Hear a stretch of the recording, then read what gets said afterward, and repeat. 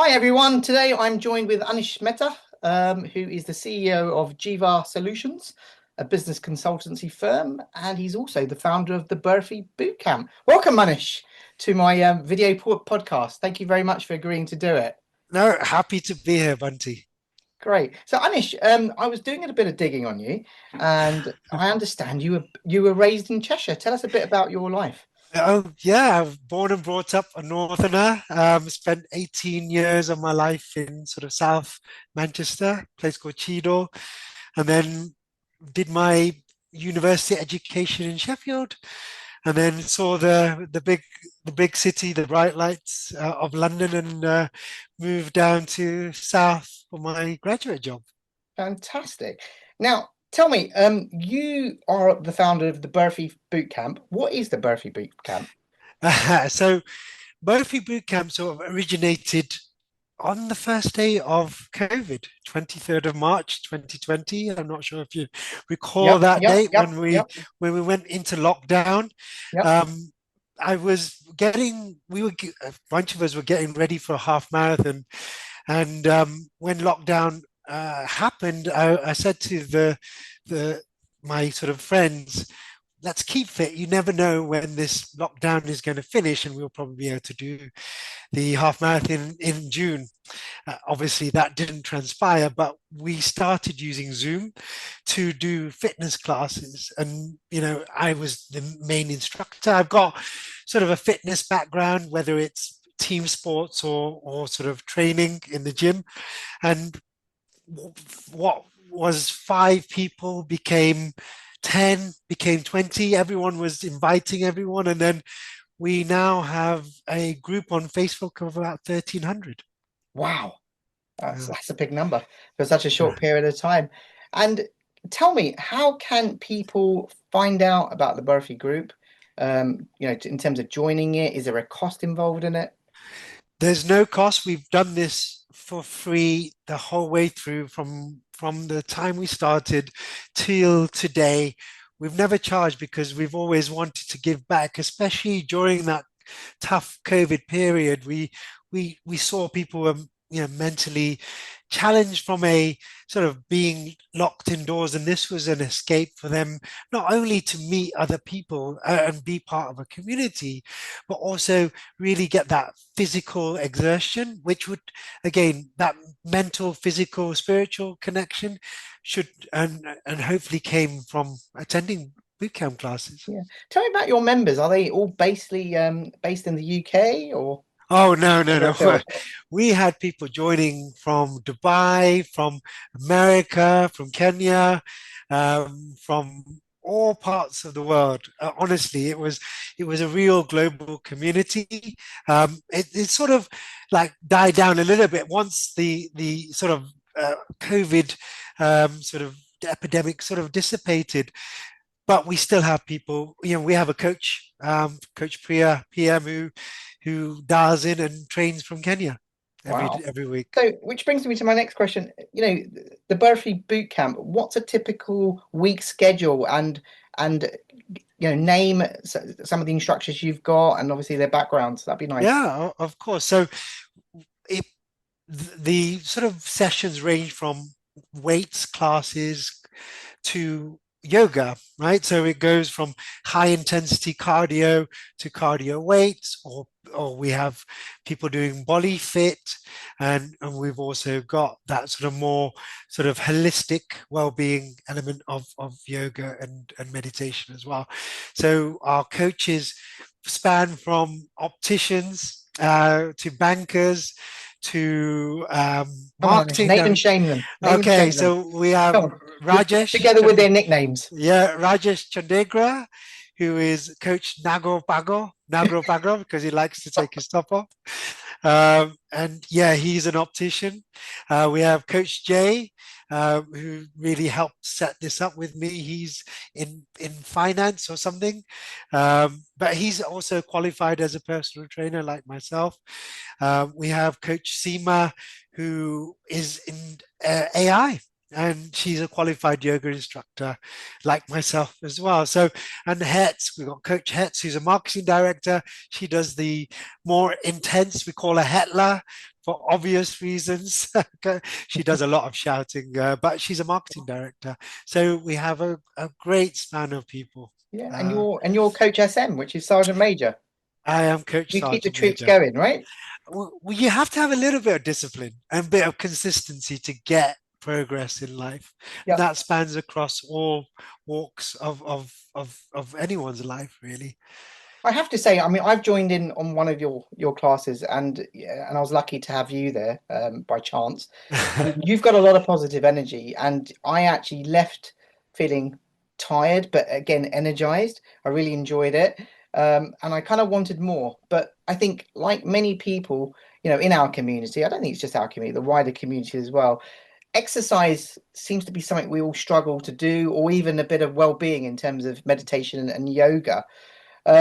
How would you encourage people to maybe join in your free classes and get a little bit more fit and get some more well-being into their lives? I mean, to join Barfi Bootcamp, as we've talked already, it's free, so there's no excuse not to join. So you can join via the Facebook group, or reach out to myself. Exercise is for everyone as far as Barfi Bootcamp is concerned. So regardless of whether you have certain challenges, physical challenges, and a lot of it is mental challenge in terms of, okay, how do I log on? What props do I need? And honestly, you don't need much. You need a mat. If you don't have weights, get 2 bottles of water, 2 bags of sugar. We don't care. If with yoga you have trouble sitting down or lying on your back, we use a chair. So we've always propagated that Burford Bootcamp is for everyone, regardless of your age or your ability. So all our coaches have been trained to deal with any specific injuries or ailments that anyone has, and we'll make sure we have the right adjustments. So all we can do is encourage, because ultimately, you know, we know things like diabetes and heart disease are prevalent in our communities as well as others. And the beauty about doing exercise and doing it as part of a community, we've got friends from the time we started all the way through to now. And whenever we have an anniversary, and a yearly anniversary we have anyway, that we celebrate Barfi Bootcamp, we have all people joining from everywhere and all ages as well. We have Masijis in Kenya. I think she's 75, 80 Wow. that has joined, and she's one of our regulars. And, Come you on, know, name her. What's her name? we just call her Auntie G, actually. Auntie G. I can't remember her name off the top of That's my fine. head, but That's fine. That's yeah, fine. but Listen, you know what? Again, talking to you now, I'm full of positive energy. yeah. You radiate that, and I think this is a great, great form of seva. And I think it's wonderful what all of you do. Where's that seva come from? I mean, I understand that you used to be on the youth committee for Navnat. Oh wow, now you're really digging into So, my so, past. so is that where you got the tools? I mean, look, being part of any community, whether it's the Oshawa community or Navnat community, once you start volunteering and you get involved in committee levels, it can give you a really good tool set in terms of doing good.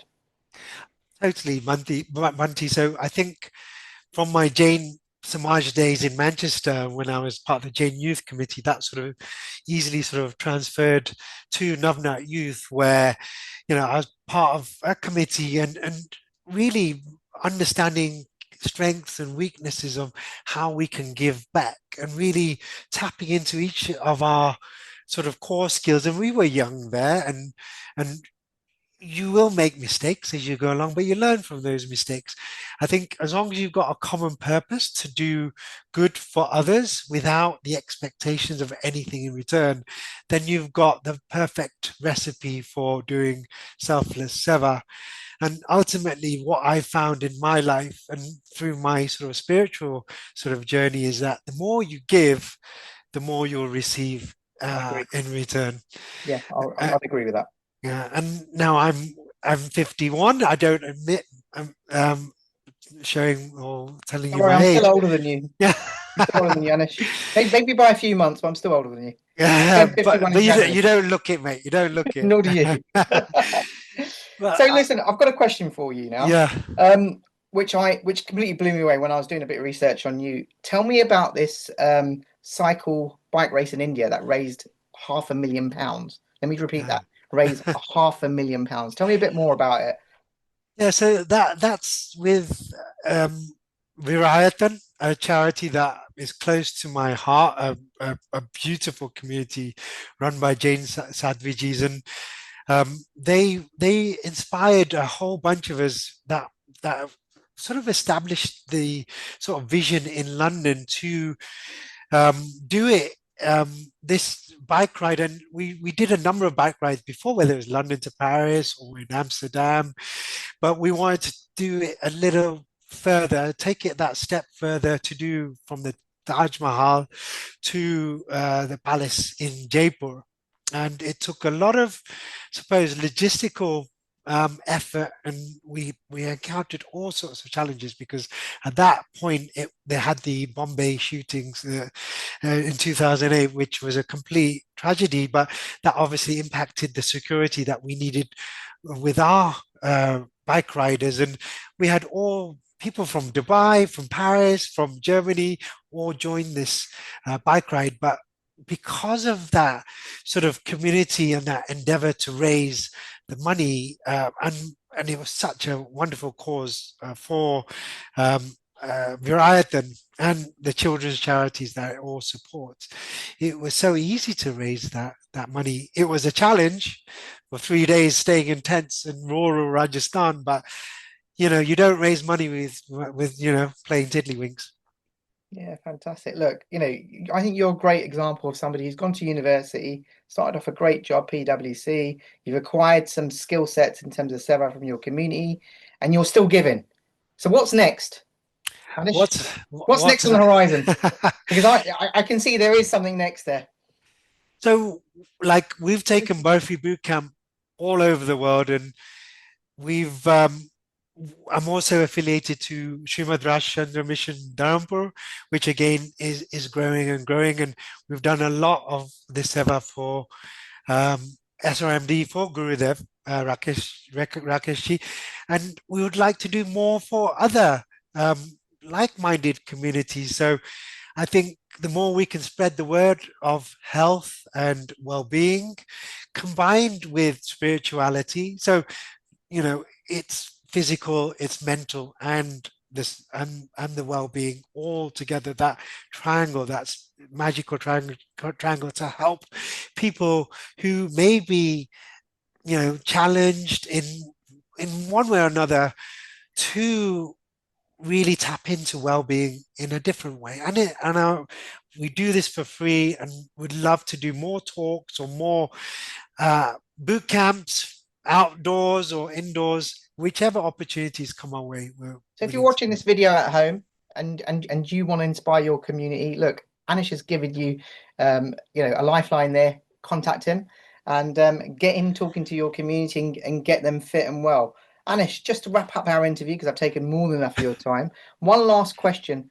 What piece of advice can you give to our young Oshwald Connect members in terms of, a lot of them might be still at university looking for their first job, too busy to exercise, too busy to look after their well-being. What advice can you give them?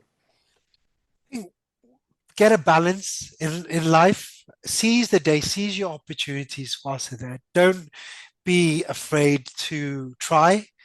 And you may make a mistake, but just keep on trying until you find a something that you enjoy. And it may not be the gym, it may not be walking, it may not find it in Tai Chi.